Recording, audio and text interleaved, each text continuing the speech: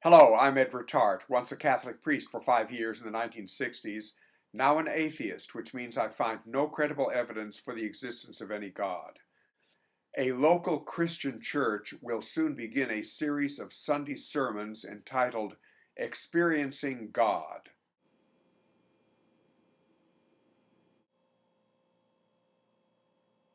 I have decided to discuss that concept from my perspective as an atheist in a series of short videos. This is the third video in my series. In this video, since I am a cancer survivor, I am going to focus on cancer. That church's God, the God of the Bible, is creator of all things, and being all-powerful is in full control of everything. Since cancer cells are things, it follows that their God is creator of all cancer cells and puts them in people's bodies. The Bible says that God declared that everything He created is good. Well, most of us human beings who know anything about cancer will say that cancer cells are bad. That puts most knowledgeable human beings in disagreement with the biblical God. That church's sign recently said that we are supposed to love God with our whole heart.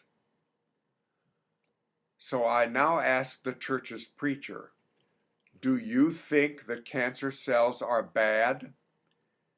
If so, are you comfortable to be in disagreement with your Creator God whom you want to experience and love? Preacher, if you haven't already, please consider visiting a children's cancer hospital where little kids are being treated for cancer, and where many of them will soon die from their cancer. British atheist Stephen Fry would recommend that you focus particularly on little kids who have bone cancer. Here is Stephen Fry describing what he would say to your God.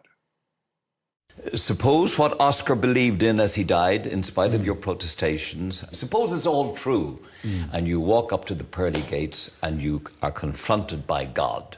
What will Stephen Fry say to him, her, or it? I will basically, what's known as theodicy, I think. I'll say, bone cancer in children? What's that about? How dare you? How dare you create a world in which there is such misery that is not our fault? It's not right. It's utterly, utterly evil. Why should I respect a capricious, mean-minded, stupid God who creates a world which is so full of injustice and pain? That's what I would say. And you think you're going to get in on that? No, but I wouldn't want to. I wouldn't want to get in on his terms. They're wrong. Preacher, I am aware that you are a college graduate in religion and that you are a student of the Bible. You are seen by the members of your church as an expert spokesman for your God, and every week they pay you money for that.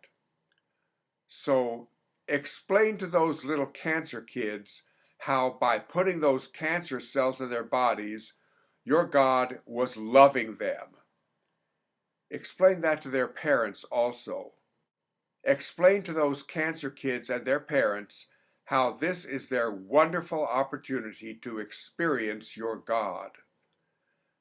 And also, explain how the doctors and other hospital staff, in fighting the cancer cells, in trying to cure the kids, in opposing what your God did, explain how they are contributing to this experiencing God thing.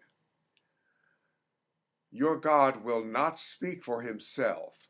He remains hidden, so you are his spokesman. Explain how this makes any sense. To access the first 2 videos in this series, you can follow the link below this video. To all of you, thank you for watching.